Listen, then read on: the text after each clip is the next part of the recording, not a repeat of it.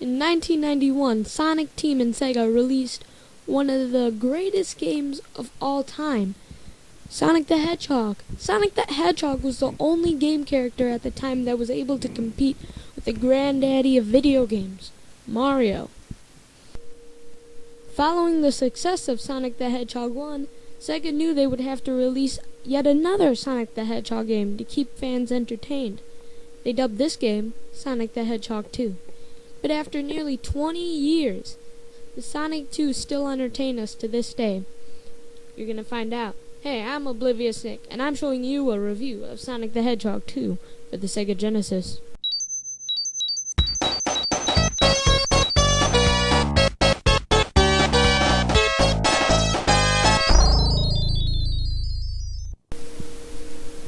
The plot is pretty straightforward, and I quote from Sonic News Network, quote, "At the end of Sonic the Hedgehog, Dr. Robotnik's scrap brain facility was destroyed, but the evil doctor narrowly escaped.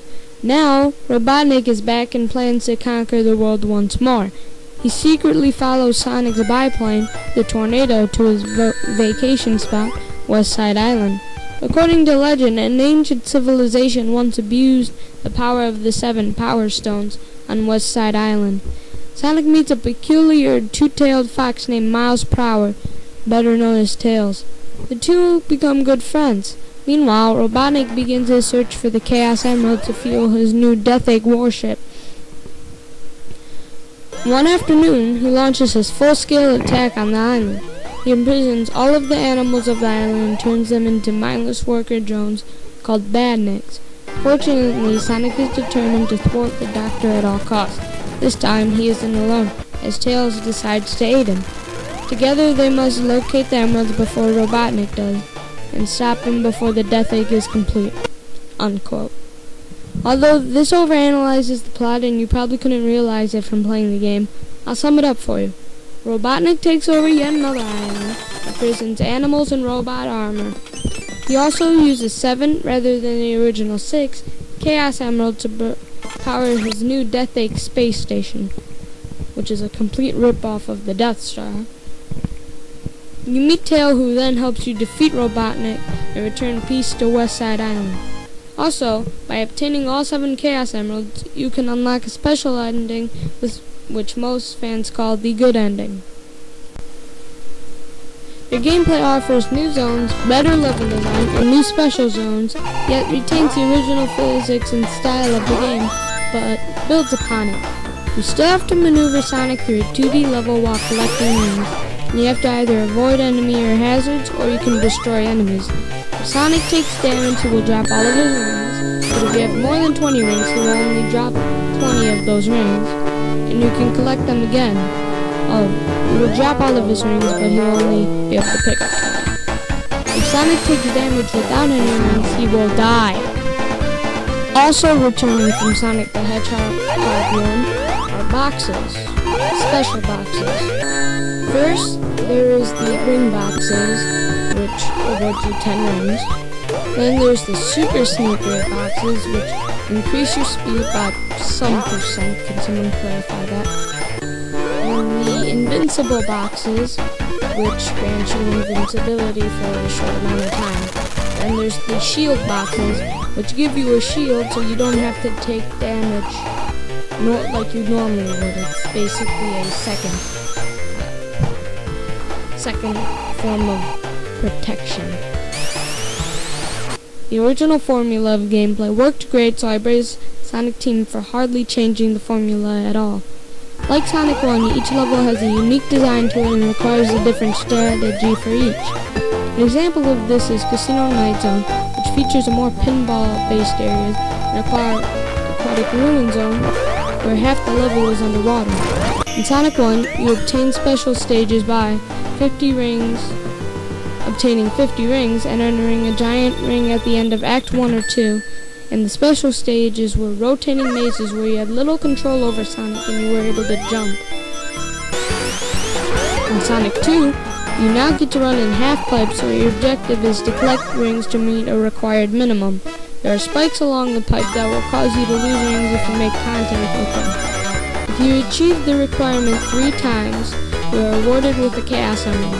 After obtaining all 7 emeralds, not only are you awarded with the special ending, you are able to turn into Super Sonic. After you obtain 50 rings and jump in normal gameplay, Super Sonic is obtained. Super Sonic is without a doubt one of the coolest additions to the franchises. Super Sonic jumps higher, moves faster, and is immune to any form of damage. Yet he can still drown, be crushed, and fall victim to bottomless pits, or pits that have spikes at the bottom and so they're so high you can't escape them. Another staple in the Sonic franchise is the addition of Tails, Sonic's bestest friend. Tails is pretty much useless throughout the game with the exception in Chemical Plant Zone.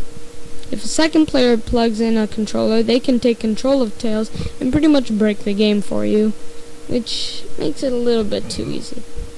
You can play as Sonic and Tails, or Sonic following Tails, Sonic alone, or Tails alone by selecting which preference at the options screen. Another addition to the game is the 2-player mode, where 2 players play 3 of the 9 zones in single player, or they can play the special zone. The point in normal zones is to race the other player and beat them to the finish. Both acts are included in each zone, which is nice for a relatively small multiplayer. And as in that, I mean like the full-fleshed levels are in each zone, which is really cool. They're not shown out like in Sonic Adventure 2, which is a bum. In Sonic Adventure 2, not Sonic 2. In the special zone, both players compete to get the most rings. Returning from the first game, each level is called a zone and is composed of acts. Sonic 2 has limited the number of acts to 2 acts per zone rather than 3, but this makes up for it in the length of each act, and also having Metropolis Zone made up of 3 acts. Emerald Hill Zone is basically a continuation of Green Hill Zone, except more colorful and vibrant. Chemical Plant Zone is one of the 3 industrialized zones in the game. This is where you introduce the speed boosters, another recurring theme in Sonic games. Aquatic Ruin Zone is the water level of the game, taking place in flooded ruins, and in both acts, you can make it through each level without touching the water. Kind of defeats the purpose. Casino Night Zone is probably one of the most authentic casino-themed levels in the franchise. This is where you are introduced to the slot machine. Hilltop Zone uses the same palette as Emerald Hill Zone, except with the ground being much darker and a much more bluer color. A lot of the zone takes place inside a mountain where magma is found. Hilltop Zone is much slower than Emerald Hill and can get kind of boring. Mystic Cave Zone is a nighttime level, or nighttime zone, where there is more platforming and speed. Oil Ocean Zone is the second industrialized zone. Most of the level is gold and you have a giantly massive, hazardous ocean of oil below you.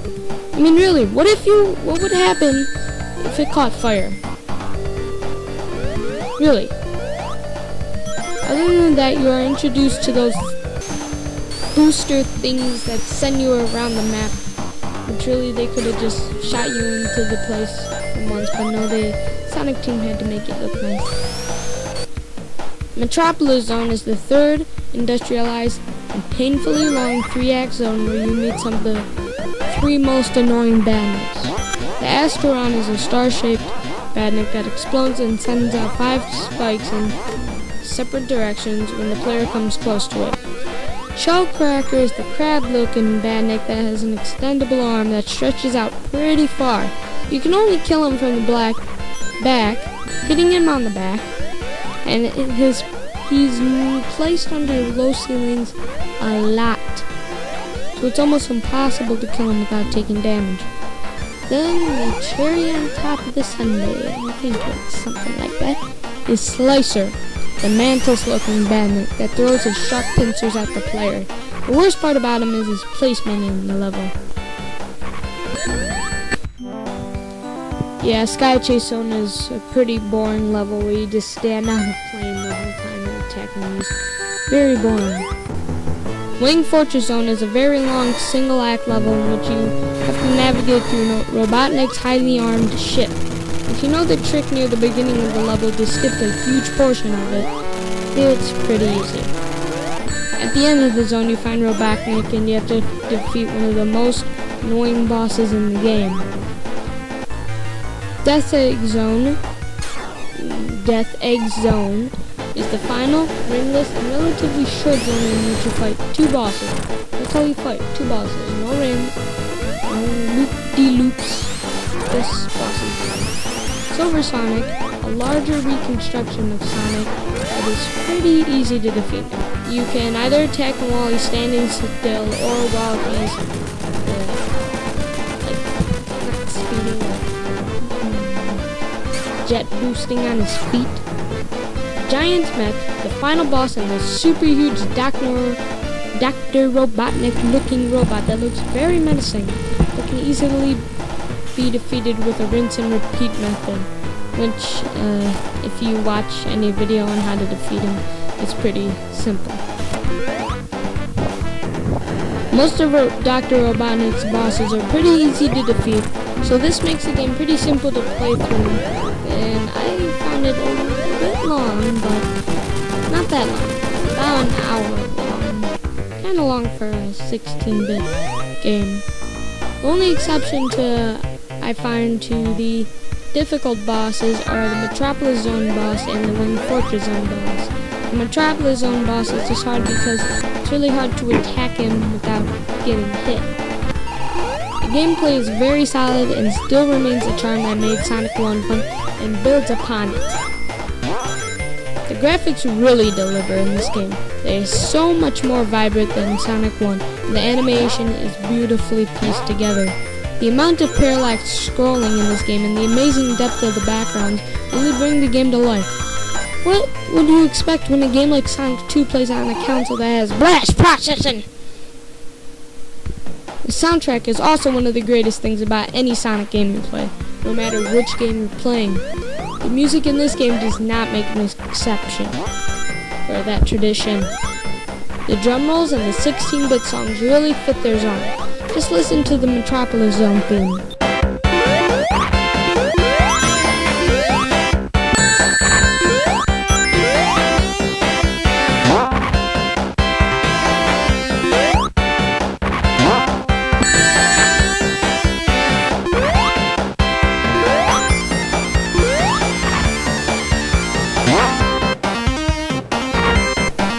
The controls are great and play great. There's no delay and Sonic controls amazingly. You press left or right to move Sonic left or right. By holding either left or right, Sonic will start to build up momentum and begin running. If you press the opposite button of the direction Sonic's running, you can make him come to a screeching halt in which he'll skid for a little bit depending on how fast you ran. Even with the slightest amount of momentum while Sonic's running, you can go into spin mode by pressing or tapping down, and you can destroy certain types of enemies in this form. By pressing A, B, or C will cause Sonic to jump. You can destroy certain enemies in this form also. By holding up, Sonic tilts his head up, and after a few seconds you can see what's above you. Or you can hold down, and after a few seconds you can see what's below you. While in the down position, by pressing A, B, or C, or button mashing it, Sonic can charge up into the spin dash. Pressing any of the buttons even more will build up Sonic's momentum when it's finally released. The only complaint I have with the controls is when you jump, you have very little control of which direction you want to be in. An example is if you're holding right while you jump, you can't really turn left or the opposite direction. You can only have Sonic reduce his distance. Overall, this game is great and is definitely a must-have for any Sonic fan. If you're just starting to play platformers, pick up a copy of Sonic 2. You will know that was money. That was money wasted not. I'm Oblivious Nick, and I'm out of here.